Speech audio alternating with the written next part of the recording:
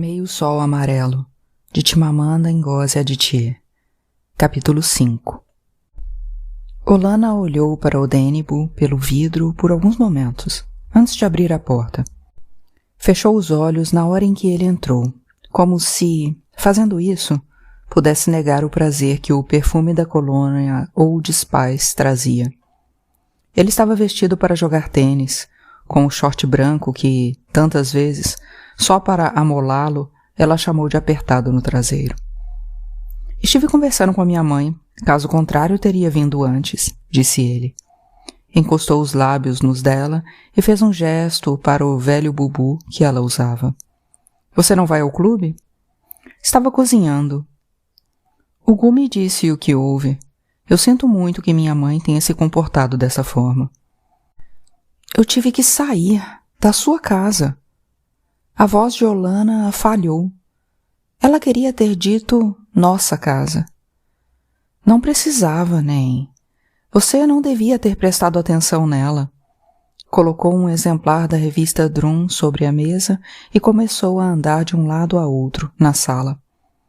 Resolvi falar com o Dr. Okoro sobre a greve dos trabalhadores. É inaceitável que Baléua e seus cupinchas pura e simplesmente rejeitem todas as reivindicações. Simplesmente inaceitável. Temos de mostrar o nosso apoio. Não podemos nos alienar. Sua mãe fez um papelão. Você está zangada. Odenigbo parecia surpreso. Sentou-se na poltrona e, pela primeira vez, Olana reparou no espaço grande que havia entre os móveis, como era esparsa a mobília, como tudo parecia desabitado. Todas as suas coisas estavam na casa dele. Seus livros prediletos estavam nas estantes do escritório dele. Não achei que você fosse levar isso tão a sério. Mas você viu que minha mãe não sabe o que faz. Ela é apenas uma mulher que morou a vida toda numa aldeia e tenta abrir caminho no novo mundo com recursos que estariam melhor no velho. Odenigbo levantou e aproximou-se para abraçá-la, porém Olana deu as costas e foi para a cozinha. Você nunca falou sobre sua mãe, disse. Nunca me chamou para ir com você até Aba para visitá-la. Para com isso, Nen. Aliás, eu nem visito minha mãe tanto assim. E perguntei, sim, se você queria ir da última vez. Só que você estava indo para Lagos. Olana foi até o fogão e passou várias vezes uma esponja sobre a superfície morna, de costas para Odenigbo. A impressão era a de que, de alguma forma, decepcionara tanto Odenigbo quanto ela própria, ao permitir que o comportamento da mãe a deixasse tão perturbada. Devia ter se posto acima daquela cena. Devia ter sacudido os ombros. Devia ter visto o que era escarcéu de uma mulher de aldeia. Não tinha sentido ficar imaginando todas as respostas que poderia ter dado, em vez de permanecer calada na cozinha. Acontece que estava irritada e ficou ainda mais com as palavras de Odenigbo, que, pelo visto, não podia acreditar que ela era tão magnânima quanto ele imaginava. Ele a estava fazendo sentir-se pequena e absurdamente petulante, e o que era pior, talvez estivesse certo. Talvez ele estivesse sempre certo. Por um breve instante irracional, desejou poder largá-lo. Depois desejou, com um pouco mais de lógica, poder amá-lo sem precisar dele. Precisar dava poder a Odenigbo, sem que ele tentasse obtê-lo. Precisar era a incapacidade de discernir que muitas vezes a acometia quando estava ao lado dele. O que você fez? Perguntou Odenigbo. Arroz. Ela enxagou a esponja e guardou. Você não vai jogar tênis? Achei que você também ia. Perdi a vontade. Olana virou-se. Por que o comportamento da sua mãe se torna inaceitável por ela ser uma mulher de aldeia? Conheço uma porção de mulheres de aldeia que não se comportam dessa maneira. Nem. A vida inteira da minha mãe é em Aba. Você por acaso sabe que tamanho tem essa pequena vila? Claro que ela vai se sentir ameaçada por uma mulher instruída vivendo com o filho. Claro que você tem que ser uma bruxa. É só assim que ela consegue entender. A grande tragédia do mundo pós-colonial não é não ter dado à maior parte a chance de dizer se queria ou não esse novo mundo. A grande tragédia é que a maioria não recebeu as ferramentas para negociar nesse novo mundo. Você conversou com ela? Não havia porquê. Olha só, eu quero pegar o Dr. Okoro no clube. Vamos discutir isso quando eu voltar. Eu fico aqui essa noite. Ela parou de lavar as mãos. Queria que ele a convidasse a voltar para casa com ele.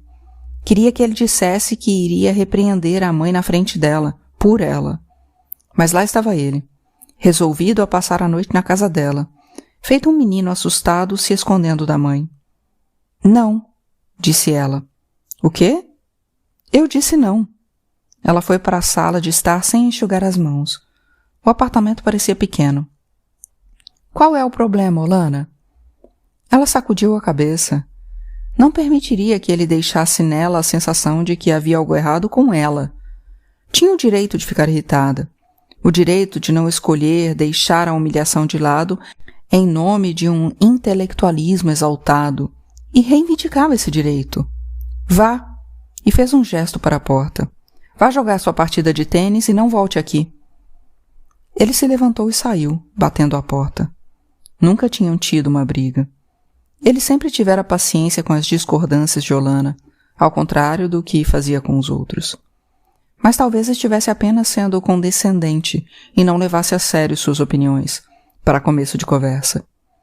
Olana estava meio zonza. Sentou-se sozinha na mesa nua. Até seus jogos americanos estavam na casa dele, e comeu seu arroz.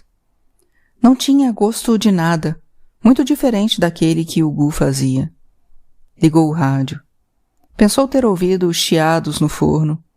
Levantou-se para visitar sua vizinha, Edna Waller. Sempre teve vontade de conhecer a bonita negra norte-americana que, às vezes, levava para ela pratos cobertos com um pano, com biscoitos também americanos. Mas mudou de ideia na porta e não saiu. Depois de ter levado o arroz quase todo de volta para a cozinha, andou pela casa, apanhando os jornais antigos e largando no mesmo lugar. Por fim, foi até o telefone e esperou a telefonista atender. Me dá um número rápido. Eu tenho mais o que fazer, disse uma voz preguiçosa e anasalada. Olana estava acostumada com a inépcia e a falta de profissionalismo das telefonistas. Mas essa era a experiência mais grosseira que já tinha tido. Aba, eu corto essa linha se você continuar desperdiçando meu tempo, disse a telefonista.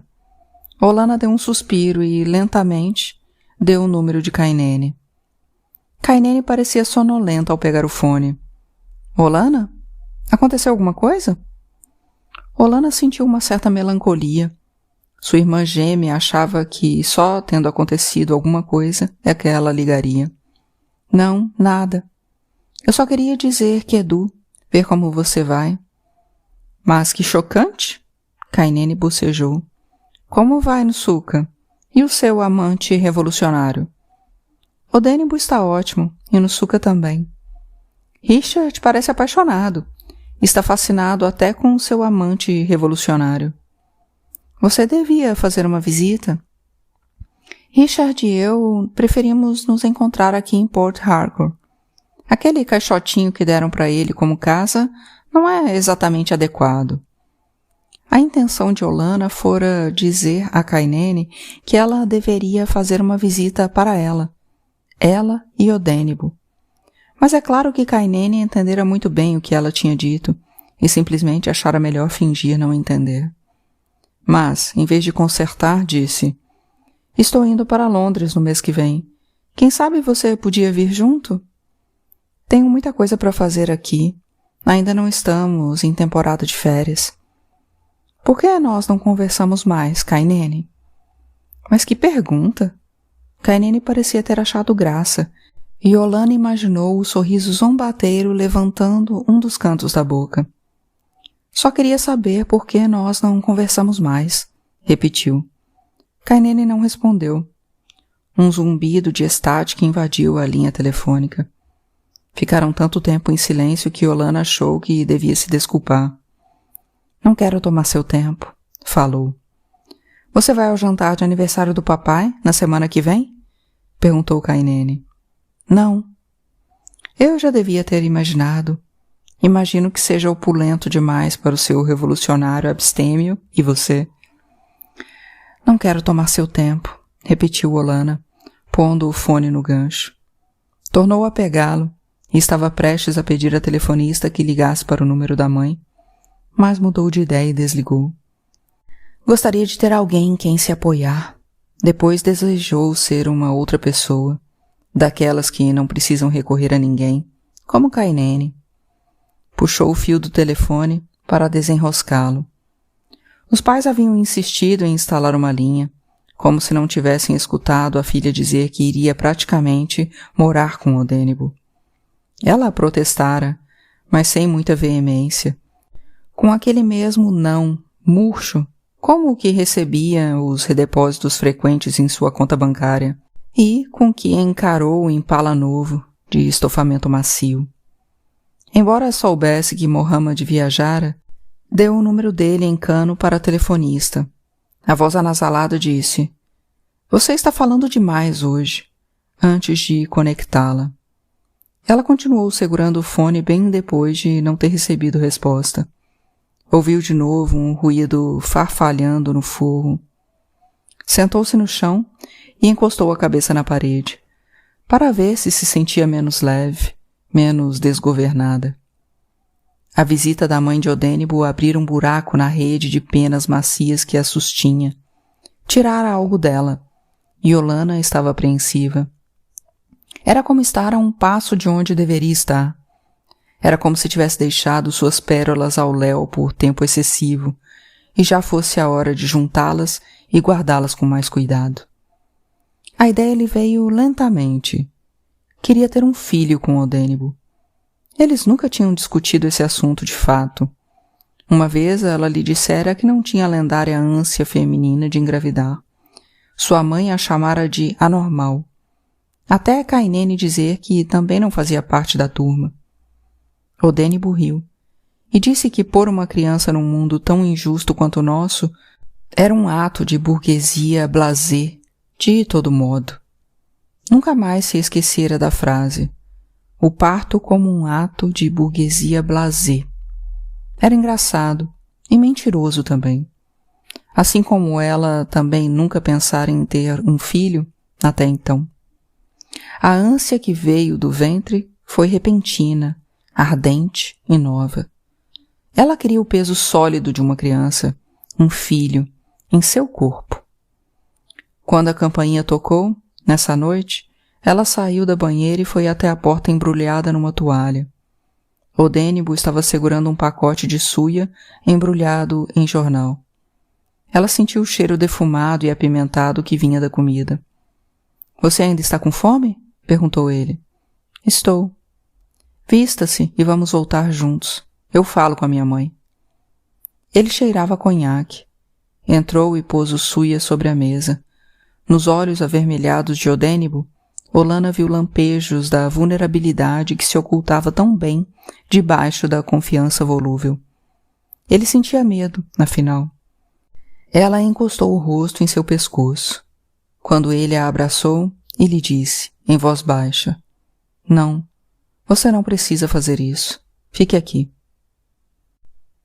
Depois que a mãe de Odênibo partiu, Olana voltou para casa. O Gu disse, — Desculpe, patroa. Como se ele, de alguma forma, fosse o responsável pelo comportamento de Mama. Depois remexeu no bolso do avental e acrescentou, — Eu vi um gato preto ontem à noite, depois que Mama e a mala partiram. Um gato preto? Sim, senhora, perto da garagem. Ficou alguns momentos calado. Gato preto significa desgraça. Entendo. Mama disse que ia falar com o Díbia da aldeia. E você acha que foi o Díbia que enviou o gato preto para nos morder? Olana riu. Não, senhora. O Gu cruzou os braços, desolado. Aconteceu na minha aldeia, patroa. Uma mulher foi até o Díbia e conseguiu remédio para matar a mulher mais velha. E uma noite antes que a mulher mais velha morresse, um gato preto passou na frente da cabana dela. Quer dizer que Mama vai usar o remédio do Dibia para me matar? Perguntou Olana. Ela quer separar vocês dois. A solenidade de Ugu a comoveu. Tenho quase certeza de que o gato era do vizinho, Ugu, disse ela. A mãe do seu patrão não pode usar remédio nenhum para nos separar. Nada pode nos separar. Ugu voltou para a cozinha e Olana ficou pensando no que acabara de dizer. Nada pode nos separar. Claro que o remédio que a mãe dele queria conseguir com o Dibia, e na verdade todos os feitiços supernaturais, não significavam nada para ela, mas de novo ficou preocupada quanto a seu futuro com Odênibo. Ela queria certeza. Ansiava por um sinal, um arco-íris, que significasse segurança. De qualquer forma, estava aliviada de voltar à vida normal, à vida deles, de dar aulas, jogar tênis e receber os amigos que enchiam a sala. Como eles costumavam chegar bem mais tarde, surpreendeu-se de ouvir a campainha tocar durante a tarde, uma semana depois, quando Odênibo ainda estava dando aula. Era Richard. Olá, disse ela, convidando-o a entrar.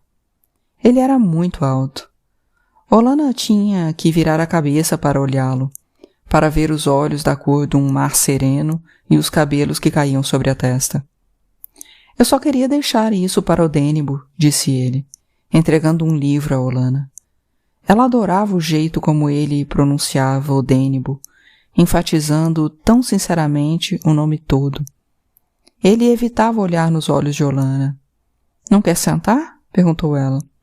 Estou meio apressado, infelizmente. Tenho que tomar o trem. Você está indo para Port Harcourt para ver Kainene? Olana se perguntou por que tinha feito a pergunta. Era óbvio o bastante. Estou. Eu vou todo fim de semana. Diga um olá meu para ela. Pode deixar. Eu falei com ela na semana passada. Pois é, ela mencionou o telefonema. Richard continuava no mesmo lugar. Deu uma olhada nela e desviou rapidamente a vista. E Olana viu o rubor lhe subir pelo rosto. Já vira o mesmo tipo de olhar vezes demais para não perceber que ele a achava bela. Como está indo o livro? Muito bem. É incrível, de fato, o cuidado com que foram feitos os enfeites. Todos eram considerados arte. Não foi nenhum acidente, mas não quero aborrecê-la. Mas não está me aborrecendo. Olana sorriu. Gostava da timidez dele, e não queria que ele fosse embora, não ainda. Você quer que o Gu lhe traga um pouco de xin-xin? Está uma delícia. Ele fez hoje de manhã. Não, obrigado. Eu preciso ir. Mas não se mexeu. Afastou o cabelo do rosto e o cabelo caiu de novo na testa. Certo, então. Bom, faça uma boa viagem. Obrigado. Mas ele continuou no mesmo lugar. Você vai dirigindo? Não, claro, agora lembrei, você vai tomar o trem. Ela deu uma risada desajeitada. É, vou tomar o trem. Faça uma boa viagem. Certo, então é isso. Olana ouviu partir e, muito tempo depois que o carro tinha feito a manobra e saído, continuava na porta, vendo um pássaro de peito vermelho sangue andar no gramado. Pela manhã, Odênibo tinha a mania de despertá-la levando o dedo dele até a boca. Olana abriu os olhos, viu a luz esfumaçada da alvorada através das cortinas. Se você não quer casar comigo, nem, então vamos ter um filho, disse ele. O dedo abafava a voz dele, de modo que tirou a mão e sentou-se na cama, para olhá-lo, seu peito largo, seus olhos inchados de sono. Queria ver se havia entendido direito. Vamos ter um filho, disse ele de novo. Uma menina igualzinha a você, e nós podemos chamá-la de Obianuju, porque ela vai nos completar. Olana queria dar um tempo até o cheiro da visita da mãe se dissipar, antes de lhe dizer que queria ter um filho. E lá estava ele, dando voz a seu desejo antes mesmo dela. Olhou-o espantada. Isso era amor, uma corrente de coincidências que iam juntando significado e se tornavam milagres. Ou um menino, disse ela por fim. Odênibo a puxou e eles ficaram deitados lado a lado, sem se tocar. Ela escutou o cou-cou-cou rascante dos melros que comiam os papaias no jardim. Vamos pedir para o Ugu trazer o café aqui, disse ele. Ou será que esse é um dos seus domingos de fé? Ele sorria seu sorriso gentilmente indulgente e ela estendeu a mão para contornar o lábio inferior e a penugem por baixo. Ela gostava de mexer com ela e dizer que religião não era serviço social. Olana só ia à igreja para as reuniões da Irmandade de São Vicente de Paula e nessas ocasiões levava o Ugu. Juntos, circulavam de carro pelas trilhas de terra das aldeias mais próximas, oferecendo cará, arroz e roupas usadas. Hoje eu não vou, disse ela. Ótimo, temos muito trabalho a fazer. Olana fechou os olhos porque Odênibo estava montado nela e, quando se mexeu, lânguido de início, depois com vigor, ele sussurrou. Nós vamos ter um filho brilhante, Nen. Um filho brilhante. E ela concordou. Vamos, vamos. Mais tarde, sentiu-se feliz de saber que parte do suor em seu corpo era dele, e parte do suor no corpo dele era dela. Toda vez que ele saía dela, Olana apertava as pernas bem juntas, com os tornozelos cruzados, e respirava fundo, como se o movimento dos pulmões pudesse apressar a concepção. Porém não tinham concebido um filho, e ela sabia disso. A súbita ideia de que pudesse haver algo de errado com seu corpo enrodilhou-se em torno dela e a enfraqueceu.